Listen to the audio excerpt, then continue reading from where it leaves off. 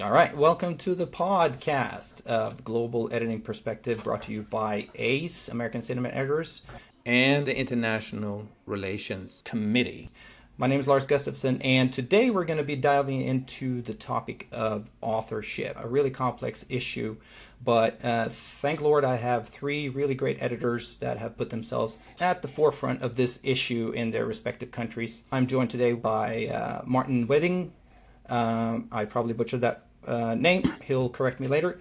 Syvertsen and Sebastian Amundsen. Martin Wehding is from Denmark, Syvertsen from Norway, and Sebastian Amundsen from Sweden. Welcome, gentlemen. Thank you. Thank you. Now, I have been pretty ignorant about this issue for a long time, and I think that it's fairly easy to, because we are maybe mostly involved in the creative process. But the topic and issue of authorship, which is a very complex issue because it has to do with legal mumbo jumbo and things like that, that's not necessarily on the top of our mind when we are sitting at the edit. But it does affect us as editors financially, and it does affect us maybe the way we view ourselves as editors. But and I'm really looking forward to diving into this topic a little bit more. But before that, I would like for you all to maybe have an opportunity to introduce yourselves. So go ahead, Martin, and do a quick introduction of yourself. Yes, thank you. And I think you've pronounced my last name perfect, Martin Wehding. I'm 48.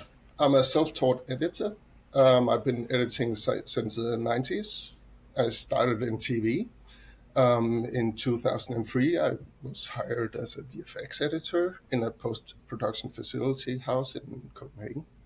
In 2007, I edited my first full feature, a feature-length documentary, and in 2008, my first feature film. And since then, I've been editing fiction all the way. And today, as we speak, I'm editing my 13th feature film. So that's my professional editing work.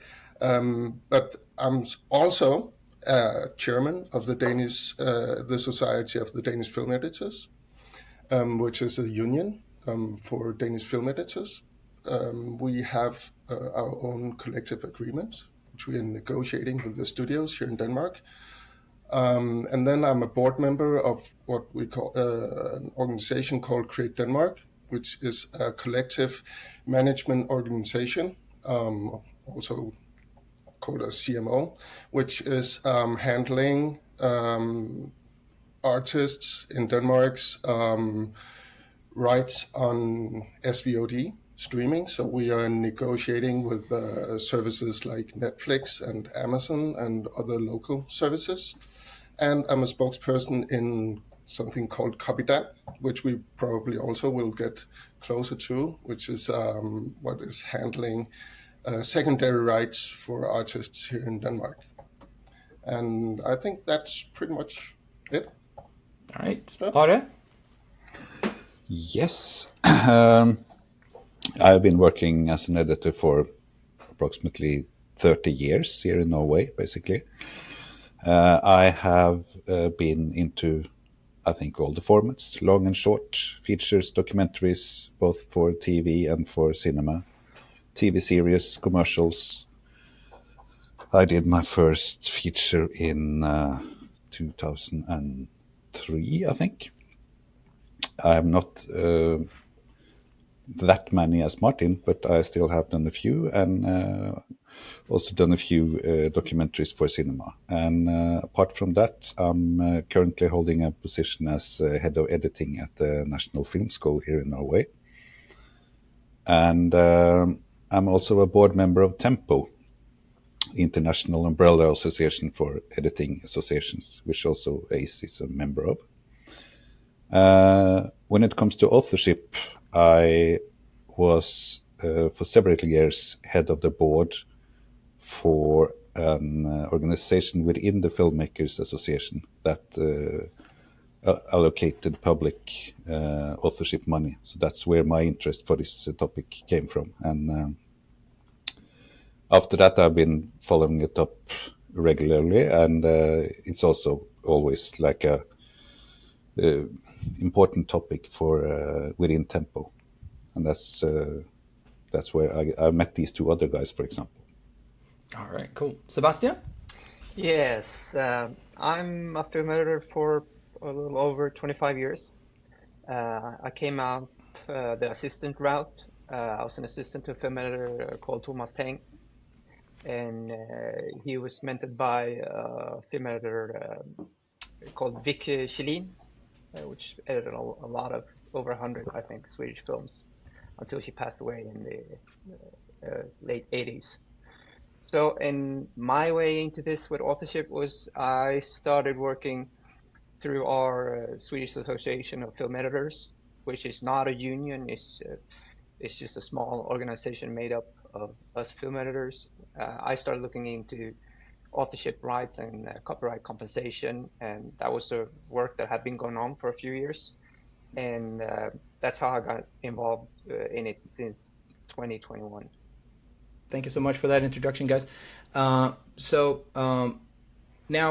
this is, like I said, a very kind of a complex issue, especially for somebody like me who's not necessarily well versed in legal or that. So I think that we need to have maybe just a little bit of a history lesson before we kind of get to the nitty-gritty of today. It has a long history as of what I've heard, and I would like to know a little bit more so that we can set the stage for this. I think it goes all the way back, I think, to book printing, when you started realizing like, all right, you can make a lot of copies of this. So it's not the copy itself that's only worth something. It's also sort of like the content that's in there that is worth something. And if you can't get paid for what you've created, you would just have a place where people would just copy stuff, and the only people that made money would be the people copying the stuff, not creating it. And I think that's like the basis for the whole thing. Basically, what it's meant to handle is to make sure that artists can live off what they do. You can't compare a regular job where you go to work every day and you get paid with an artist. So you need some kind of compensation for your work, and that work is tied up to your intellectual property. Some of the funny things is that a lot of these things is that they are actually also driven by bigger companies. I mean, some a company like Disney, they have asked for changes in this all the time, because they had some really great brands like Mickey Mouse and Donald Duck, and for how long does your right exist after your death and stuff like that, and Disney has made sure that today it's like 75 years after your death, because then their trademarks, their copyrights are still preserved. And I think that's a good thing to remember, that this is not just about us as artists, it's also big companies that benefit from these legislations.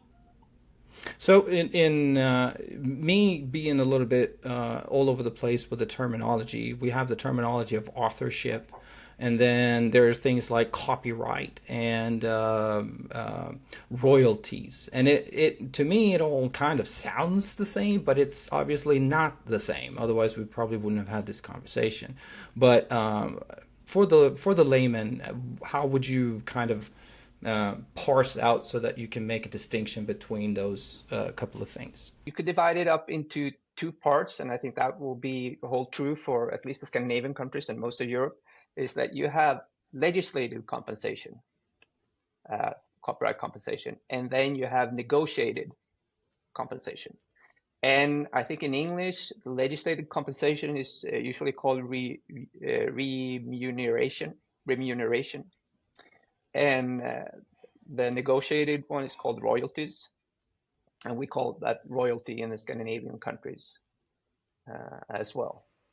So I'd say those are the terms or the different words, and so some of them are in the law, and some of them are negotiated.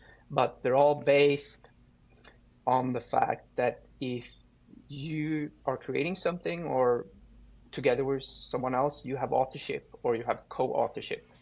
And the reason for this is because individual artists are in such a weak position that that's why it's given to them automatically. And of course, sometimes you have to prove that you actually created it. So when it comes to the creating part, I think the one thing that I have learned in talking to some people over here is that it's the originator, maybe a writer and a producer together that have the full rights to that work, and it's different for anybody else that comes after, but. The way I understand it is that for instance, in the European market is that's not how they see that. They see it if you are adding to the project, you're actually claiming part of the authorship. While in the States, it seems like that's not the case. That it's more like you're adding, but you don't automatically get the ownership of it. Am I getting close on that one? Yes, I think you are, at least for the European part. I mean, and that's where it gets complicated, because if you're an author and you write a book, then obviously you have written it. That's the case. But when you come to filmmaking, it's so much more diverse, and that makes it much more complicated to find out who's actually contributed in such a way that they gain authorship. All the negotiated rights you have to get in your contract, and so I'd say that maybe the only difference is the legislated rights. I don't know if you have any legislated compensation in the States. We have that in Europe and in the Scandinavian countries.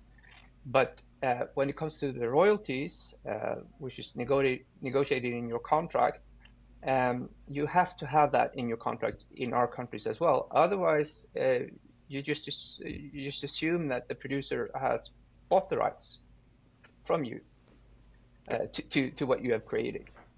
Generally speaking, it will often be put in the contract then that every right that isn't cleared in this contract will belong to the producer.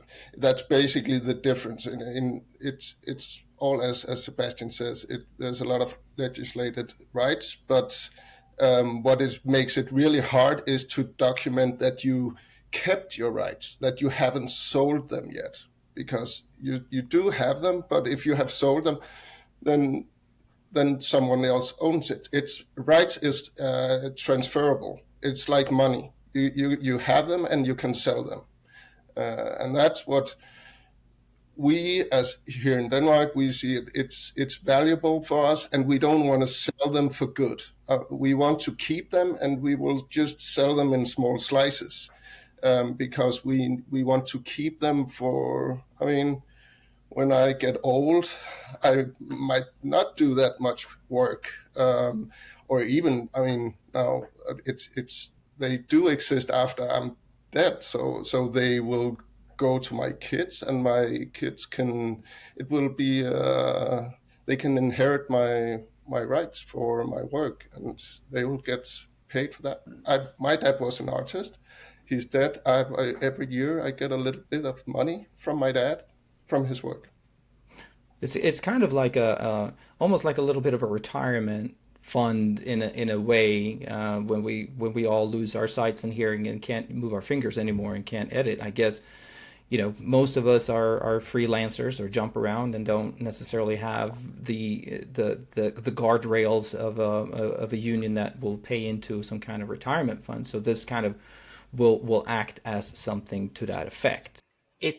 It could, but I mean, you have to remember that it's it's only paid as a small percentage of the money that you have created that it's generating. So if you cut something and it's never shown again, you will not get any money. But like if it keeps showing and people are watching it and they keep selling it and selling it again, and transmitting it, broadcasting it again and again, if it's making money, you will get a small percentage. And that's the reason why you don't want buyouts, like Martin said, because like, what if 10 years from now someone makes like 100 billion on work that we created? Then we won't get, if we don't have it in our contracts, or if we don't have the rights to these legislative compensations, we won't get any of that. But the way it's set up now, we will get, and it's just a small percentage we get. It's a tiny percentage, but it makes a difference. Yeah, it's interesting the way you say about that because there are films. I went and watched a film here in town that is from 86, and it bombed at the box office when it came out, and then it kind of got a cult following a little bit after, where it started to go, and everybody liked it and everybody loved it. And so at first you might have said, okay, well, I'll just it's not worth it. I'll sell my shares in it, or my copyright in it, and then obviously it can go on and become a cult classic of sorts somewhere, and now it can generate money for you down the road for a long time instead. So it's really interesting that we have to kind of guard ourselves from the, if we have it, to not get rid of it, not let it go too early or too soon, just because maybe it wasn't worth it at the time. Yeah, and all these negotiations, they have to, I mean, we have to do them as a group, as a collective of authors, like the whole movie industry, like all cinematographers, and almost all of these are negotiated through, like, it's not individual film editors or cinematographers negotiating this, because it's impossible. If you're alone, you're just too weak. So it's either collecting societies, or Martin, the film editors in Denmark, have started their own association, but here in Sweden, it's our union that negotiate these things, and in our country, it's been a problem because our union haven't been negotiating for the film editors. They've been negotiating for the others. We've been left out for decades up until recently. It's very interesting that you say that, because it seems to me that there are differences between, even in now Norway, Sweden, and Denmark are not necessarily huge countries, but there's still differences in between the different organizations and the way they view this. Can you speak a little bit towards what are the differences right now between Norway, Sweden, and Denmark? Well, there are some similarities, at least. Let's start there. I can totally recognize what Sebastian is talking about. The film editors used to be a part of a different union. We broke with them in 2019. We had our society before that. That's why it's called society. That's because it's actually an old organization. It's from the 90s. But at that time, it was more like it was a small club where we met and we watched some movie, we had some talks and stuff like that. But in 2019, we went fully political on this topic, on authorship rights, and we changed the organization. And the reason why we did that was because, first of all, they were bargaining a collective agreement on behalf of the film editors at that time, and they were planning to make a buyout on our behalf, and we didn't want that. There was some negotiations on the SVOD area as well, and so we first we tried to talk with the union we had at that time, like I know Sebastian is doing right now. And it clearly didn't went very well. At the very end, we started to claim our own collective agreement, because the problem was that they did the collective agreement with the buyout, and so we couldn't do anything. We were not allowed access to negotiating with the streaming services because we didn't have our rights on the shelves in this big store of authorship rights. So we had to get out of that one. And we just needed to do that. If we want to keep our rights, we need to get out of that. And that's basically why we, in 2022, we got our own, after some serious, that was, we had a strike in one production. We put down a production. We had 3 hero editors that went on strike alone. Can you imagine 3 persons just saying, well, we'll go home? They did that. And we succeeded in that. We did get an agreement, but it was tough, and we allied ourselves with the cinematographers and production designers that was in the same. They were handled in the same collective agreement as the film editors. So we were kind of having the same issue. So we were allied.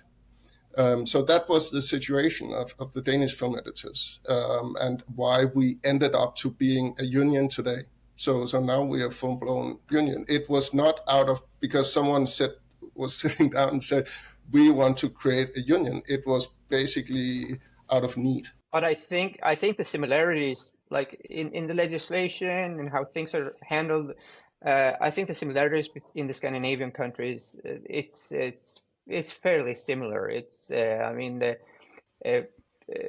They cooperate with the legislation, and it's more similar than different. That is just like the organizations negotiating we're organized a little bit different now that you started your own union, and we're actually part of a union where everyone's in the same union as we are, except for the screenwriters and composers.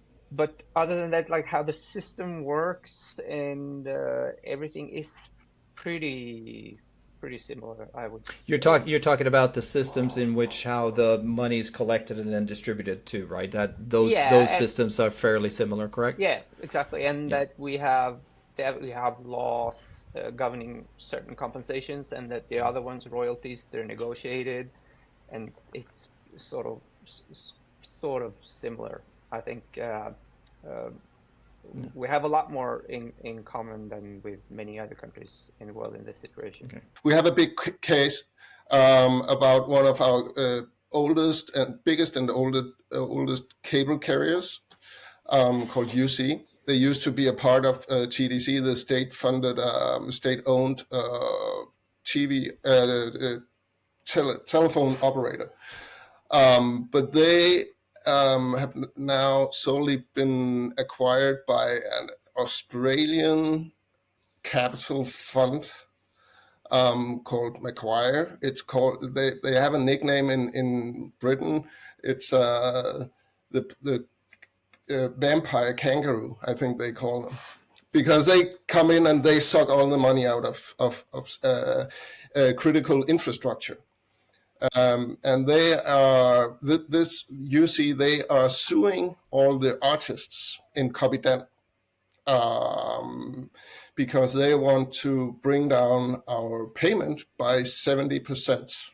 They think that we are getting way too much. And so they have just putting up this claim during negotiations. And this is a really big thing. And where the case is right now is that there is a specific organ that it's put down by the Danish Parliament that is set to handle this with the Supreme Court judge in front of in the front of this, and they are like they can make a decision or like help bargaining in these cases. But UC / this Macquarie Capital Fund, they want to file a case because they think that we are exploiting our position. It's giving us some headaches right now, and can have big impact on the entire economic ecosystem in Denmark, because this is Copydan. It's everybody. It's like small producers who are doing artistic documentaries. It's big producers who are doing big films, it's actors, directors, it's everybody, and I it's can like imagine. 70% down. I can imagine that that would maybe impact the other Scandinavian countries as well, since Oh everything yes, is so similar. So Yeah, if someone finds a new way of doing things in Denmark, it might find its way to Sweden, Norway, Finland, Iceland, and so on. definitely. But can I Yeah. just ask you, what kind of compensation is that? Is this legislated retransmission? Yes. All right. It's and it's cable carrying. It's Flow TV. It's set top boxes. All these and it's the biggest chunk of money. So it's retransmission. You have broadcasters broadcasting stuff, and this cable carrier is retransmitting it through Yeah, their network. Yeah, yeah, because we have that compensation in all the Scandinavian countries, yes, and I think in Germany and probably other countries as well. So since the cable carrier is sort of adding value to their product by retransmitting stuff, um, it's a legislative compensation that there should be a small percentage fee paid that goes back to the content creators or the people who created it, since it's adding value. yeah. Um, and so and what's like the timeline on that? When will you know how that ends? That's probably going to go to court then. It's that's the bizarre part, because if you go the way that the Danish politicians, the parliament, the way they want it, it can take like a year to settle the case. If you go to court, it could take like 10 years. Yeah. And that's another perspective. I mean, that's a perspective where you have like a really big tech company who can afford a lot of lawyers for a long time against, I mean, you and me, artists, that we depend on our money. So that's an unfair battle, But I guess basically. it's you're fighting this through copy down, right? Yeah, it's Kapitan who has been sued, Yeah. but I mean, the money will go out. I mean, they are just collecting the money. It's not like Kapitan is. It's the same as Copy Sweden. They are like just collecting the money. They are not set for making money. I mean, they Yeah. are to collecting money for the artists and send them out, But they distribute have them. but they have quite a lot of resources to fight these kind of battles. I mean, Well, there was a it, case in Sweden. I mean, I talked earlier on that we were arguing with the union that we think that we have right to some of this retroactive compensation that that they decided how they were going to distribute. They decided on the distribution in 2024. And since they had already acknowledged that we were co-authors to all these audiovisual works, to all these television episodes and films in 2021, 3 years before they made the distribution decision, we think that we have also have the right to this money. But where does that money come from? It comes from sort of like a similar conflict in Sweden, but it was not retransmission remuneration. It was private copying levy on particular devices, mobile phones, and what do you call them, tablets? Because in that went to court for 8 years, and it took 11 years before they reached an agreement. So in 2009, Sony and some other people said that we're not going to pay these fees on smartphones and tablets. We don't think we should pay. that was new money, right? That this is like existing money. So it's just, it can have really big consequences if, and this is where we are pretty fragile, even if we stick together. I mean, if this is money that if they can just stop these money for like 10 years, it will have like huge consequences. It would Yeah. be like if you stopped all payment from Copydan or Copy Sweden for 10 years. I mean, because if maybe you think that, well, maybe we will have some money, but you don't really know. You're like put on thin ice, so you can't afford to. I mean, the thing is that because we're not as collecting management organization, you're not put in to have money in the bank in that way. So you can't really afford to go in debt. So that's an kind of an unfair battle, and just have to say that this is like so big sums of money, and this is as the edutainment or it has been entertainment sector is it's big money right now in these international companies, and I'm pretty sure what they are looking at, and you can just it's a big capital fund. They are not there to make great entertainment. They're there to like shape a business that they can ship off and maybe sell to Amazon or I don't know, Google, whoever wants to buy it. And they just know, well, they don't want to buy it with all these horrible artists that No. wants money. I mean, and so they can, it's for them, it's if they have to use like 100 million on lawyers. It will be worth it. It will be, yeah. It's horrible because they don't respect your country's legislation and European Union's legislation. What you have decided on, they're just going against it.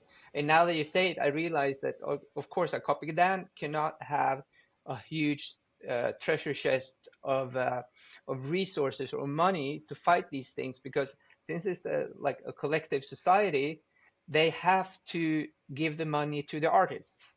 I mean, they're not in the business to make money for themselves. They're not allowed to do that because the money is supposed to go to the people who create stuff.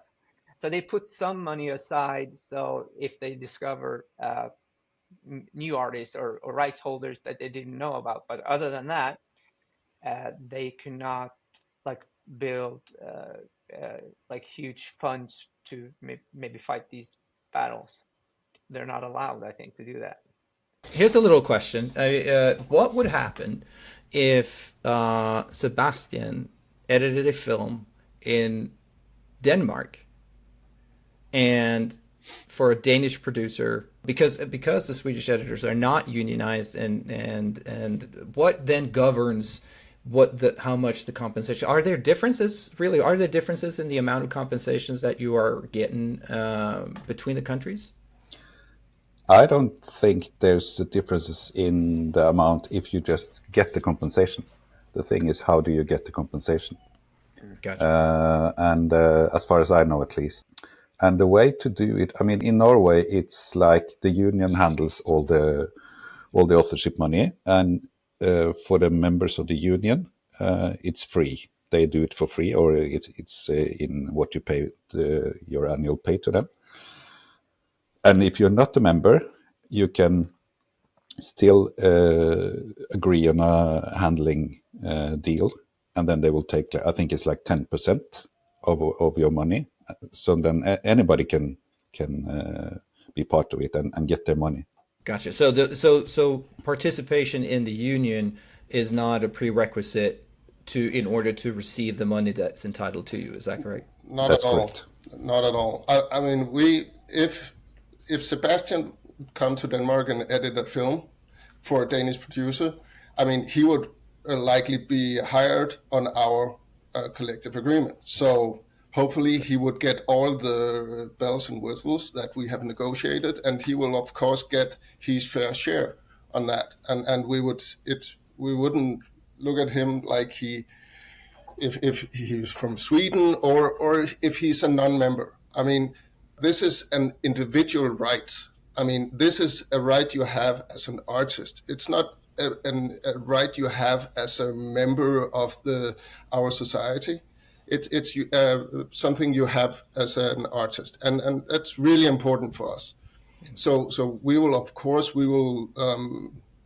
are administrating the money on the streaming today, and we don't look at members or non-members. I mean, we will just pay what they should have, of course. Also because it will strengthen our work. I mean, it would be horrible if someone wouldn't get their money, because then you will start to weaken the chain. I mean, do you understand? So that's Yeah. really, really important. Just to correct, I mean, the editors in Sweden, we are part of the union. The problem has just been they haven't been earlier on. They haven't been negotiating compensation for us, even though we've been part of the union since the early 70s. They've been negotiating it for cinematographers and the others, but we are part of the union, and we pay our fees, and a lot of us are members. So, but what happens is exactly as Martin said, it's the deals in the country that you're working in that applies. So Swedish film editors working in Denmark and Norway, as long as they knew about the the way the contracts are supposed to look, it doesn't matter if they're part of the union or not. They can get a contract like that, and they will get the compensation. And the legislated compensation, it's they shuttle that through the organization. So there's a collecting organization in Denmark called Copydan. So they collect compensation for Swedish films showed in Denmark, and they shuttle that to Copy Swede, which is the Swedish organization, and then they distribute it to the right holders here in Sweden. So they have these agreements where they send money back and forth. So I get compensation. I get compensation from Denmark. I get compensation from Norway. I get compensation from Germany. I'm curious, like, what's it's been a while since we talked last. What's your main struggle or issue now in Norway, and Denmark with authorship rights and copyright compensation? What's the situation? In Norway, I don't think there is so many problems at the moment, because we have a lot of negotiations done now. So I would think maybe the biggest challenge is to maintain those agreements within the situation I mean, all the film industry all over the world is in at the moment. I mean, it's the budgets are getting tighter and tighter. There's a lot of people without work. So I guess that at some point somebody wants to renegotiate some of those deals. That's, I think, will be a challenge. Our biggest challenge right now is documentary. There is a collective agreement in our old union, the Film Workers Union, and it's 25 years old. It has never been negotiated since. So it's really old. And it's regarding authorship rights, it's so old that it doesn't take into account all these new rules we have there. We haven't talked about the EU legislations and stuff like that. So this is our big issue. And this is where it gets a bit tough for me, because if it was just like the producers that I had to fight with, or we have to fight with, but it's the reason why we can't get to these get a hold on these authorship rights and get it straightened out, is that because our old union is blocking, because they have the collective agreement and they don't want to let it go. So, and the producers don't want to negotiate with the old Film Workers Union, and so it's all just like tied up in, and yeah, so that's a really big struggle right now for us. And then we have some renegotiating. We have just finished a new deal with Netflix on series. They are negotiating on film right now. Yeah, and there are other streaming services starting up in Denmark, and we will just have to see how that will go. We had, for some will might know that we had a big conflict some years ago when we tried to get some deals done with on the SVOD market, and we don't want to go there again. But so that's trying to balance it all. Yeah, I forgot one thing when I said that it's not that complicated at the moment, because our national broadcaster does not recognize our authorship rights, and that's a huge thing. So the commercial ones does, but the commercial ones do, but the national doesn't. But that's not specific to film editors. That's all No. crafts, right? Yeah. Yeah. I just have to say that's crazy. I mean, I can't wrap my head around that a state-funded TV station doesn't recognize the rights. I mean, it's yeah. And it's, I mean, we have deals with the commercial broadcasters. We have deals with Netflix, HBO, etc. So it's like, but the national broadcast, no. But it's I think it's even worse in Sweden, because here now film editors are part of the deals with everyone except for our national television as well. But all the other crafts in our union get compensation, but the film editors don't, and we cannot negotiate those deals ourselves. The film editors, we can't. It's only our union that's allowed to negotiate them, and it's only our union that's allowed to call out a strike. So we're just stuck there, and they haven't negotiated any compensation for us. So that's I'd say that's like the last piece of the puzzle missing now in Sweden, because we're arguing of some retroactive money that we think that we legislated compensation that we think we should have gotten part of, but at least going forward, we're getting all the legislated compensation, and we're getting royalties from all the other companies, streamers, and broadcasters, except for SVT, National Television.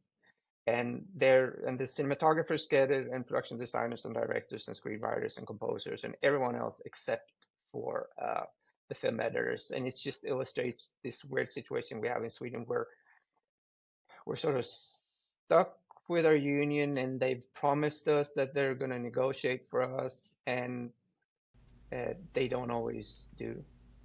So maybe the solution is to do something what they did in Denmark, to break loose, because it seemed like a weird situation where they are telling you not to fight for your rights because they're supposed to do it, and then they go and kind of stab you in the back. So maybe a Swedish editors guild or some sort could be the solution to that. Yeah, but it's a lot of work. It's really a lot of work. And if we would have known like 10 years ago, if we would have realized what was going on and that this is still going to be the situation, 10 years later, then maybe we would have done it. But it's always been like, well, you just have to wait 6 months because then we're negotiating this deal or this thing will happen, and I'll just wait 6 more months. Or just wait 4 more months. And so it's in hindsight, maybe 10 years ago, it would have been better to do something much more powerful and radical. I mean, they have full-time lawyers, they have full-time negotiators, and to just for our editing association with 140 members, to build that would just be really work intense and cost a lot of money. So it's not going to happen. I think this is going to work out but we'll see. Like, is it a month from now or a year from now? We don't know exactly. Sebastian, may I ask, do you know what lies behind this? Why is there something? What I'm trying to ask is is there something behind that they are not doing anything? I mean, I can only guess because there's no real transparency, right? So I'm just guessing. So I'm guessing it's a combination of um, that a lot of people don't know what film editing is. I mean, this is a union that was originally started for actors, theater actors. I mean, this union was up until recently called the Theater Union. Now it's called the Stage and Film Union.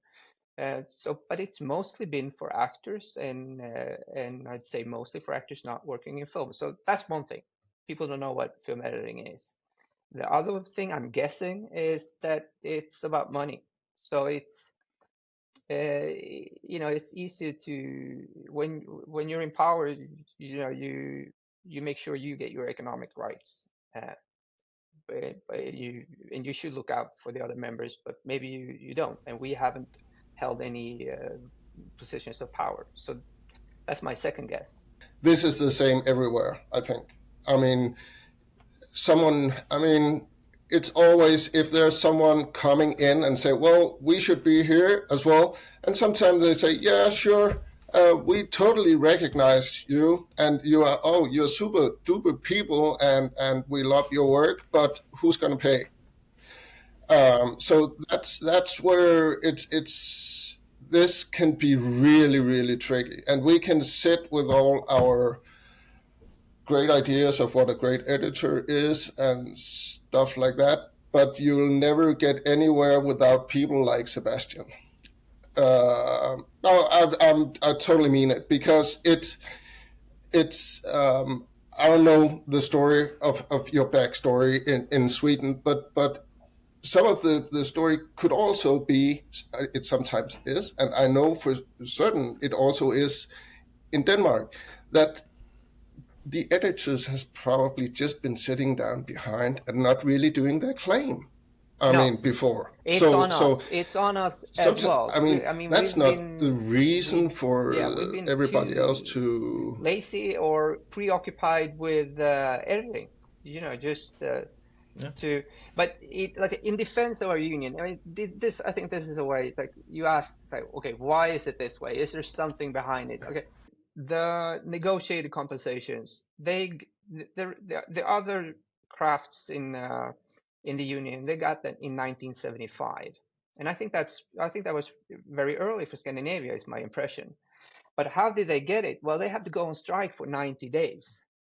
I mean, we were part of the union then. I mean, I was 1 year old so I don't know exactly what happened. But film editors were part of the union then. But they had to. I mean, they shut down a shoot or several film shoots in Sweden for 90 days. That's a big thing to get these negotiated compensations. And film editors, for some reason, were not included. I don't know why. Maybe most of them were it was because many of them didn't freelance. Most of them were staffed on the studios. I don't know why, but if you think about that, okay, they had to go on strike for 90 days. Our union had to go on strike for 90 days. Then you realize why you realize why it's difficult now, because now you're in the position, like if you're going to force SVT, either our colleagues have to share the money with us, and to their credit, in the end, they did that on everyone else, on all the agreement that applies to everyone except for the national television. They didn't do it in the beginning, but then finally they agreed to share the money, and then we were included. So, but SVT, of course, is going to say, like, now we cannot afford to give you any more money for like authorship compensation. And then I'm guessing our colleagues, they don't want less. So you have a situation where you would either have to go on strike, or our colleagues have to share with us. But I think that they should share with us because, I mean, we're a union together. I mean, that's the whole idea, that you're many people negotiating together, because if you're alone, it's impossible to negotiate. And the other thing is, like, we've been left out now for such a long time. I've probably lost millions on this through my career. It's difficult because there's no transparency, so I can't get the numbers. But I mean, I can see the amounts that I'm getting now when we're starting getting compensations, and I can just multiply that by how many years I've been working. So okay, and that's money, that money is gone now. So I think that okay, from now on you can start sharing, and it's also important to remember that on the negotiated compensations, it would only be on the productions made from now on. On this legislated compensations, from the date we start getting it, we get it even also for the old works. But when it comes to the negotiated, it has to be in your contract. And since I don't have it in the contract on the films and TV series I've cut earlier, I'm never going to get the negotiated compensation. It would only be from now moving forward. This is interesting because in Norway the story is slightly different, because we have avoided those problems that you have described. Our union started working really with authorship in 1993. Before that, it was basically a buyout for everybody else except the directors, I think, maybe the screenwriters. And at the mid-90s, we started our editors association, and that made a huge difference for us. And I still remember that first meeting with the union, because suddenly we can approach them as a group. And we said, we explained why editing is important and all that stuff that we have been talking about now as well. And then I remember the guy said, "Oh, this is so nice because now you give me a lot of arguments that I can use in front of the producers." And then, like 6 weeks later, we were just lifted one step up in the ladder of salaries. And I remember we looked at each other and said, "Was it that easy?" and so because of that, we have been into the negotiations all the time. So we have just followed the rest of them. So I mean, we've spoken a lot about the collective, and it's very nice with the collective and the solidarity, as long as you're all on the road. But when you suddenly come in from the left at some late point, then everybody will look and see, yeah, we recognize you, like Martin said, but you're not going to get my money. You're going to get somebody else's money. Right. And that's the problem. But we also have, it takes such huge amount of time. The timeline for achieving this is like 20 years. Yeah, it seems to me that not just the timeline, but what's been pivotal for both Denmark and Norway has been not just that you were able to organize, but also that you gained allies within those organizations or other organizations that were already receiving this type of authorship money. So that seems to be, it's not just solidarity within the group of editors, but it's also solidarity with the other departments on the film that's needed in order to move this forward. Definitely.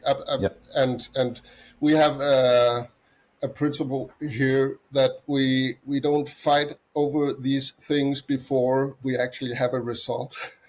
and what it basically means is that we acknowledge that we need to go into these negotiations together, and all the differences, we can take that afterwards, because we can't afford the other way around.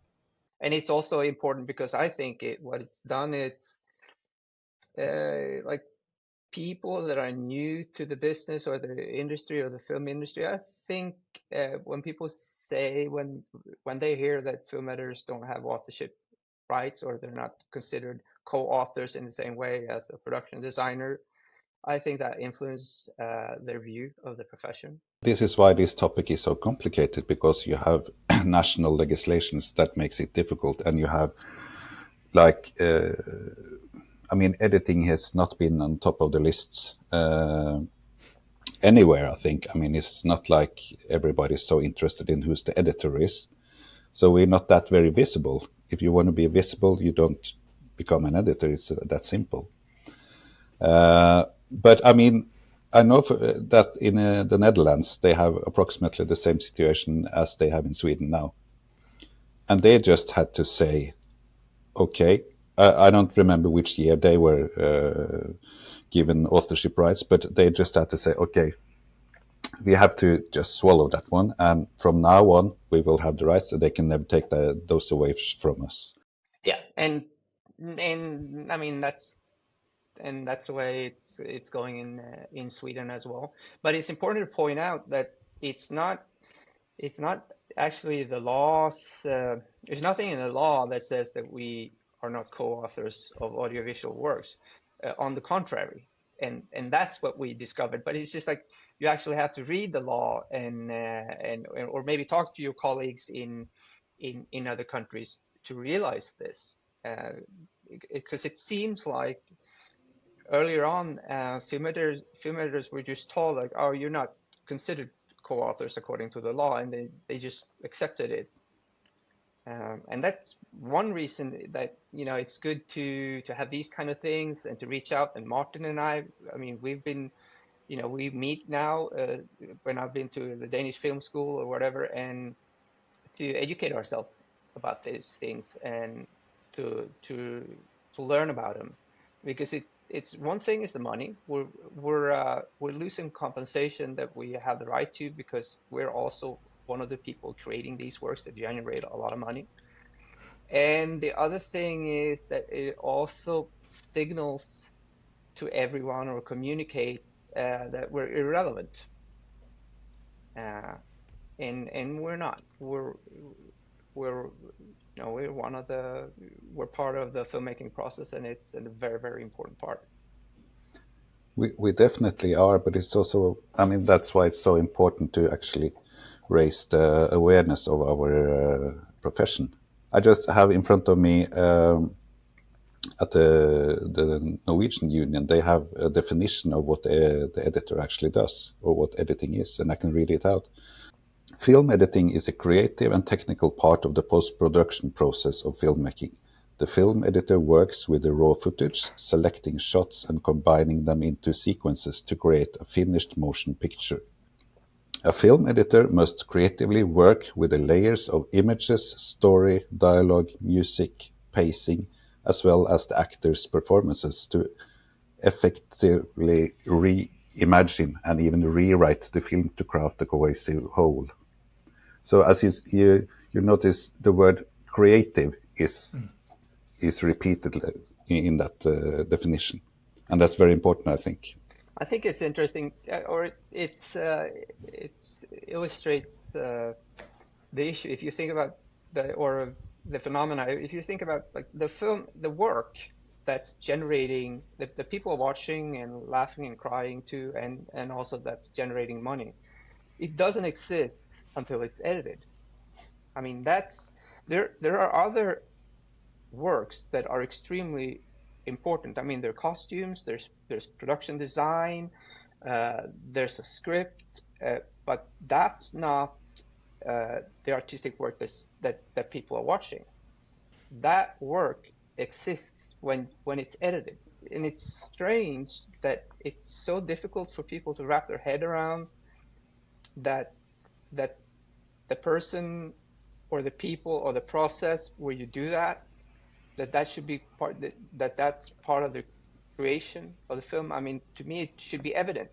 I think Martin Scorsese's editor, Thelma Schoonmaker, she said it very nicely, because she was asked, but how come that a nice, sweet lady like you are working on these violent films?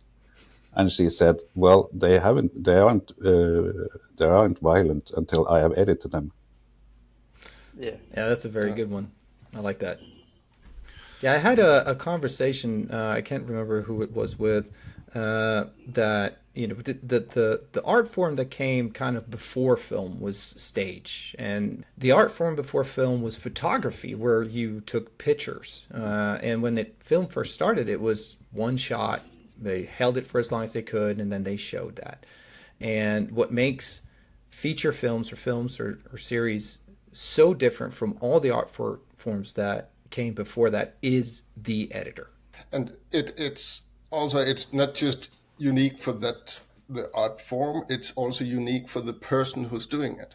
And that's really important when we are talking about authorship rights, just to get that perspective, because the definition of authorship rights is that what you are doing, what you are creating, it shouldn't be done by anyone else. If you can replicate it, someone else can replicate it, then it's not a definition of something unique that should have the stamp for intellectual property. And what we do, we use ourselves all the time. I mean, as persons and as individuals, as emotional individuals. I mean, we are a censor. When we edit, we use ourselves.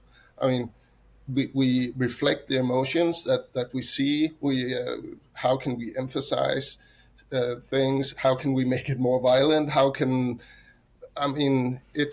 that's why it's so, it's crazy just to claim that the editor is not having authorship rights. I mean, it's insane, because anyone who has been in an editing room, I've heard that someone said, yeah, but you are under direction by an film director. Oh, yeah. And sometimes I'm protecting the film from the director as well.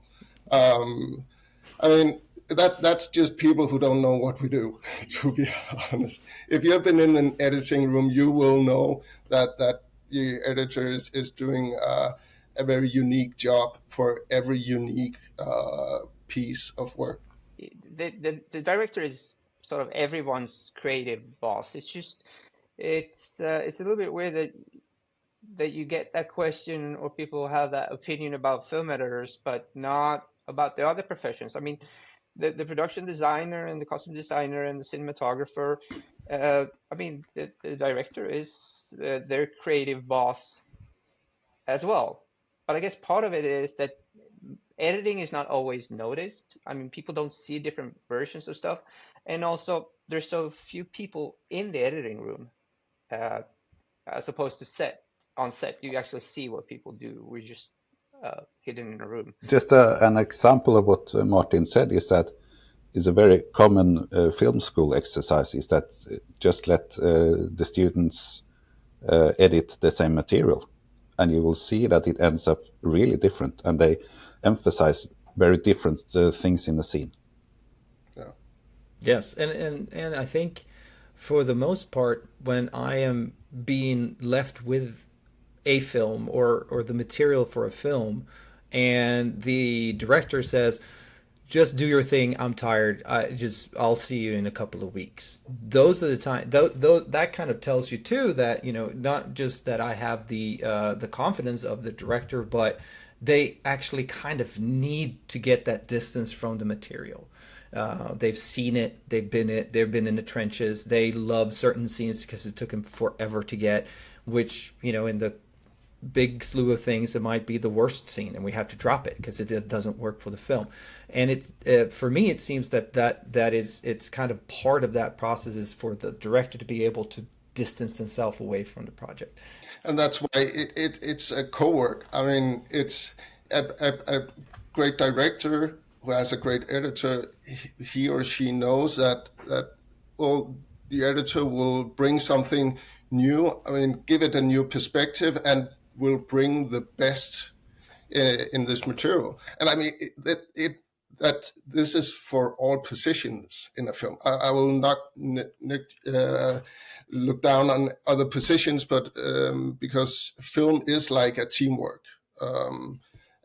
So it's just, and when I say that when I get this thing about directors in the editing and what are they doing? I mean, a lot of people, they just don't know what we do. I mean, that's what we are struggling with a lot. I mean, even people from the film business, they don't know what we do. I've finished a short film some months ago with a really talented actor. It was his debut, and he was just like, afterwards, he was like, "What?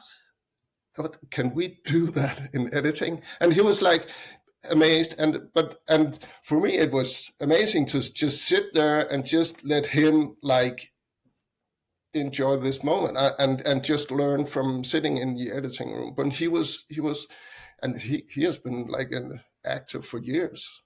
So it's just we just need as editors to educate everybody else about what we do. So I'm glad that the NFF have this on their website. We have put something on the website as well. We need something for when kids who are dreaming about getting into film and they don't know what editing is about. When they come by our site, they need to know what does an editor do. We need to be a part of that narrative. Yes, and I've been talking to actors who says that the editor is my worst enemy. And It's our friend. And I said, no, it's quite the opposite. The editor is your best friend. Yeah. But the thing is that they are on set. They're playing out this scene, and the rhythm and everything feels very nice. But then when it comes into the editing room and you sit watching it, suddenly it doesn't work that way. And that's very hard for them to understand unless they come into the editing room, which they very rarely do. But of course, I mean, you can make someone look really bad as well if you make poor choices, or it just illustrates that we sort of impact the film. So a good film editor is their best friend. Absolutely, yeah, that's true. And try to tell the best story within the framework that actually we have to work within. And I mean, how long, for how many times isn't like you have a rough cut for 3-4 hours? It doesn't work. Sorry guys, you have shot 3-4 hours. We're supposed to be 90 minutes. What do? We can't save all. We have to do something. Well, that's a great situation to be in. I've been in the opposite, and that's not fun. No, yeah, it's 10 minutes short. Yes, it's a better situation. That's true. It has been really interesting to hear you guys today. I think we're coming to the end of our podcast now. If there's any way, shape, form that anybody that's listening to this podcast that wants to get involved, what would be the easiest way for them to do that? For us, it would be just to reach out to the Swedish Association of Film Editors. If you have questions about this, or you're coming to our country to work as a film editor and you want to know how it works, just reach out to us and we'll put you in contact with the right people. If somebody outside of our countries here, would Tempo be a place to go to if you're, say, in somewhere else? Absolutely, definitely. Well, I mean, Tempo has their own copyright task force, which Martin is part of as well. Thanks so much for coming on today to the podcast. I'm really looking forward to getting some updates in the future. Yeah, thank you so much. much. We'll talk soon again. We do. All right. Bye-bye. Please. Good night. Bye. Bye. Bye.